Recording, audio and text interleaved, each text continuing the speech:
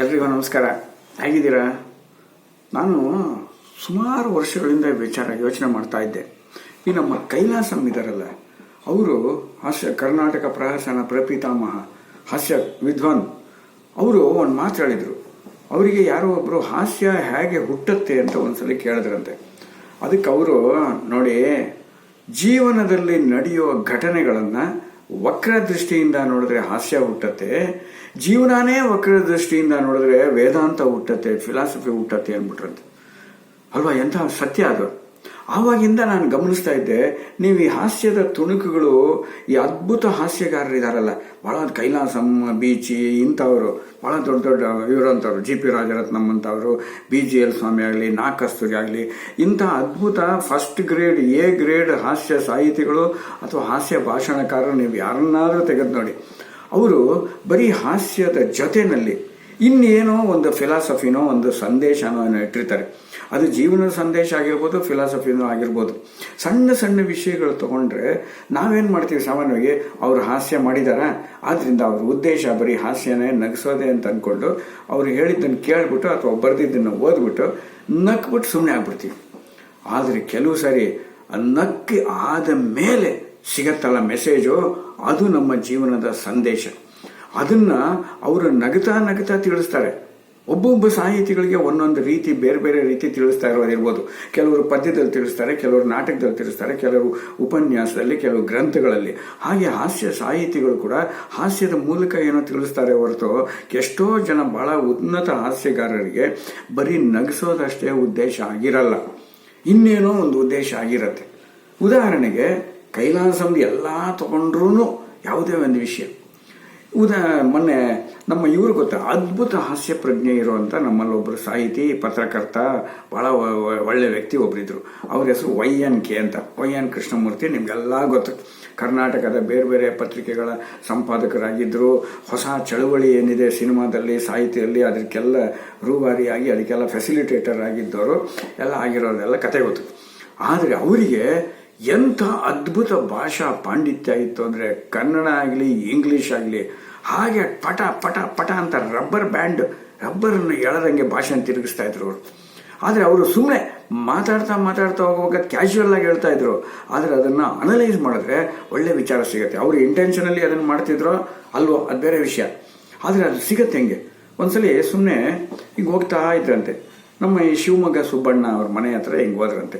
ಸುಮ್ಮನೆ ಅಲ್ಲಿ ಗಾಡಿ ನಿಲ್ಲಿಸ್ಬಿಟ್ಟು ಹಿಂದ್ಗಡೆ ಪಿಲಿಯನ್ ಕೂತಿದ್ರು ಇವರು, ರೈಡ್ ಮಾಡೋರು ಒಂದು ಮಾತು ಹೇಳ್ತಾರೆ, ನಿಲ್ಲಿಸಿ, ಇದೇ ಸುಬ್ಬಣ್ಣ ಅವ್ರ ಮನೆ ಅಂದ್ಬಿಟ್ಟು, ಸುಬ್ಬಣ್ಣ ಸೂ ತೆಗೆದ್ರೆ ಬರೀ ಬಣ್ಣ, ಬಾ ತೆಗೆದ್ರೆ ಸುಣ್ಣ. ನೋಡಿ ಎಷ್ಟು ಚೆನ್ನಾಗಿದೆ ಇದು. ಸುಬ್ಬಣ್ಣ ಅನ್ನೋ ಹೆಸರನ್ನ ನಾವು ಬರೀ ಹೆಸರು ಸುಬ್ರಹ್ಮಣ್ಯನೋ ಸುಬ್ಬಣ್ಣ ಅಂತ ಅನ್ಕೊಳ್ತಾ ಇದ್ವಿ. ಸೂ ತೆಗೆದ್ರೆ ಬರೀ ಬಣ್ಣ. ಇಷ್ಟನ್ನೇ ಯೋಚನೆ ಮಾಡಿದ್ರೆ ನಾವು ಎಂಥ ವಿಷಯಗಳು ಸಿಗತ್ತೆ ಅಂದರೆ, ಬಣ್ಣಗಳಲ್ಲಿ ಕಲರಾಲಜಿ, ಕಲರ್ ಸೈಕಾಲಜಿ ಅಂತ ಎಲ್ಲ ಹೇಳ್ತಾರೆ. ಯಾವ್ಯಾವ ಕಲರು ಏನೇನು ಮನುಷ್ಯನ ಸ್ವಭಾವನ, ಮನುಷ್ಯನ ಇದನ್ನ ಗುಣಗಳನ್ನ, ಲಕ್ಷಣಗಳನ್ನ ತಿಳಿಸತ್ತೆ ಅಂತೆಲ್ಲ ದೊಡ್ಡ ಥಿಯರಿನೇ ಇದೆ. ಆದರೆ ಇವರು ಸಿಂಪಲ್ ಆಗಿ ಸುಬಣ್ಣ, ದುರ್ಬಣ್ಣ, ಕೆಲವು ಗಾಡಿ ಬಣ್ಣಗಳಿರುತ್ತೆ, ರೆಡ್ಡು, ಬ್ಲ್ಯಾಕು, ಇನ್ಯಾವುದೋ ಡಾರ್ಕ್ ಕಲರ್ ಹಾಕೊಂಡ್ರೆ ಅಂತ ಪ್ಲೀಸಿಂಗ್ ಆಗಿರಲ್ಲ. ಆ ಪ್ಲೀಸಿಂಗ್ ಆಗಿರೋ ಅಂತ ಬಣ್ಣ ಸುಬಣ್ಣ. ಎಷ್ಟು ಚೆನ್ನಾಗಿದೆ ನೋಡಿ. ನೋಡಿದ ತಕ್ಷಣ ಅದು ಪ್ರಕೃತಿ ಇರ್ಬೋದು ಅಥವಾ ನಾವು ಹಾಕೊಂಡಿರೋ ಬಟ್ಟೆ ಇರ್ಬೋದು, ಯಾವ ಥರ ಇರ್ಬೋದು, ಆ ಬಣ್ಣ ನಮ್ಮ ಕಣ್ಣಿಗೆ ನೋಡಕ್ಕೆ ಒಂಥರ ಸಂತೋಷದಾಯಕ ಆಗಿದ್ರೆ ಅದು ಸುಬಣ್ಣ. ಎಷ್ಟು ಚೆನ್ನಾಗಿದೆ ನೋಡಿ. ಇದರೊಳಗೆ ಕ್ಯಾಶುವಲ್ ಆಗಿ ಇನ್ನೊಂದು ಅವರ ಕಂಟಿನ್ಯೂಷನ್ ತಗೊಳ್ಳಿ. ಸೂ ತೆಗೆದ್ರೆ ಬಣ್ಣ ಆಯ್ತಲ್ಲ, ಸುಬ್ಬಣ್ಣದಲ್ಲಿ ಬಾ ತೆಗೆದ್ರೆ ಸುಣ್ಣ ಅಂದ್ರೇನು? ಉರಿ. ಸಾಮಾನ್ಯವಾಗಿ ನಮ್ಮಲ್ಲೆಲ್ಲ ಹೇಳೋದು, ಭೇದ ಮಾಡಿದ್ರೆ ಅವ್ರಿಗೊಂದು ಇವ್ರಿಗೊಂದು ಮಾಡಿದ್ರೆ ಏನು ಹೇಳ್ತೀವೆಲ್ಲ, ಒಂದು ಕಣ್ಣಿಗೆ ಬೆಣ್ಣೆ, ಇನ್ನೊಂದು ಕಣ್ಣಿಗೆ ಸುಣ್ಣ. ಅಂದರೆ ಸುಣ್ಣ ಅಂದ್ರೇನೆ ಅದು ಅವಮಾನ, ಕೀಳು, ಭೇದ, ನಿಕೃಷ್ಟ, ತಿರಸ್ಕಾರ, ಧಿಕ್ಕಾರ ಮಾಡು ಅನ್ನೋದನ್ನು ತೋರಿಸ್ಯಾರ. ನೋಡಿದ್ರೆ ಸುಬಣ್ಣ ಅನ್ನೋದ್ರಲ್ಲಿ ಸೂ ತೆಗೆದ್ರೆ ಬಣ್ಣ, ಬಾ ತೆಗೆದ್ರೆ ಸುಣ್ಣ ಅನ್ನೋದನ್ನ ಆಲೋಚನೆ ಮಾಡಿದಾಗ ಇಷ್ಟೊಂದು ವಿಷಯ ಸಿಕ್ಕಿದ್ರೆ, ಇದು ಹಾಸ್ಯ ತುಣುಕು ಅಂತ ನಕ್ಬಿಟ್ಟು ಸುಮ್ಮನೆ ಆಗ್ಬಿಟ್ರೆ ಇಷ್ಟೊಂದು ವಿಷಯ ಹೋಗಲ್ವಾ, ಕಳ್ಕೊಂಡಂಗೆ ಆಗಲ್ವಾ ನಾವು? ಅದೇ ರೀತಿ ಯಾವುದೇ ತಗೊಂಡ್ರೆ ಇನ್ನೊಂದು ಕೇಳಿ, ನಾಡಿಗಂತ ನಮ್ಮಲ್ಲಿ ಒಬ್ರು ಕವಿ ಇದ್ರಲ್ಲ, ಅವ್ರ ಬಗ್ಗೆ ಸುಮ್ಮನೆ ತಮಾಷೆಗೆ ಹಂಗೆ ಕ್ಯಾಚ್ ಮಾಡ್ತಾರೆ.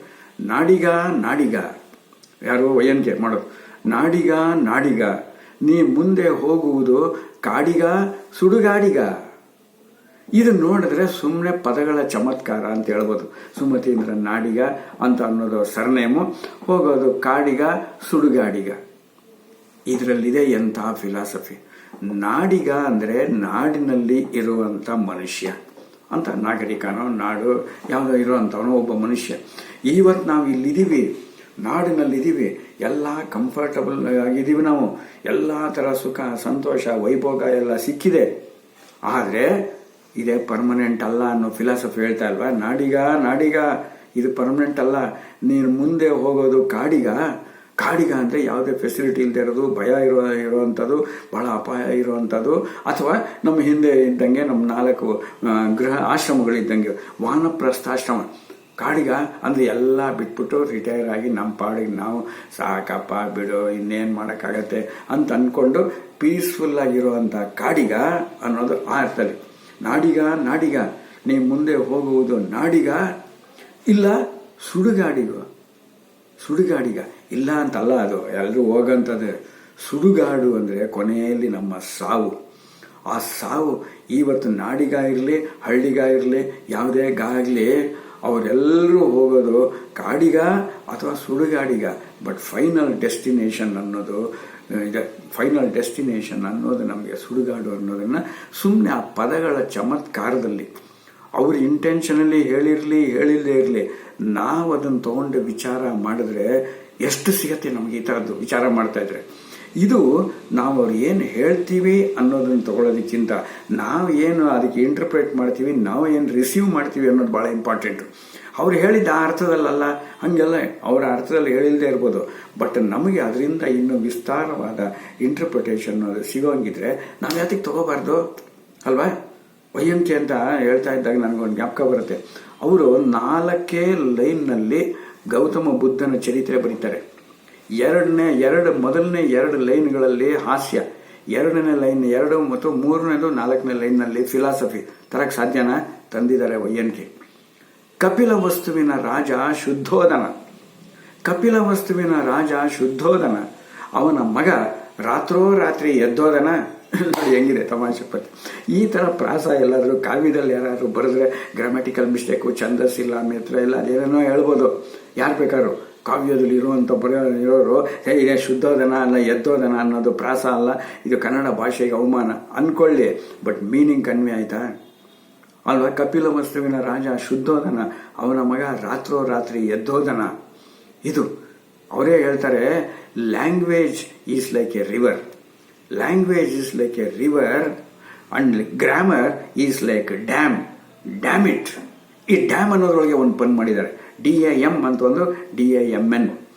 ಭಾಷೆ ಇರೋದನ್ನು ರಿಸ್ಟ್ರಿಕ್ಟ್ ಮಾಡುತ್ತೆ, ನಮ್ಮ ಆಲೋಚನೆಗಳನ್ನು ರಿಸ್ಟ್ರಿಕ್ಟ್ ಮಾಡುವಂಥದ್ದು ಗ್ರಾಮರು.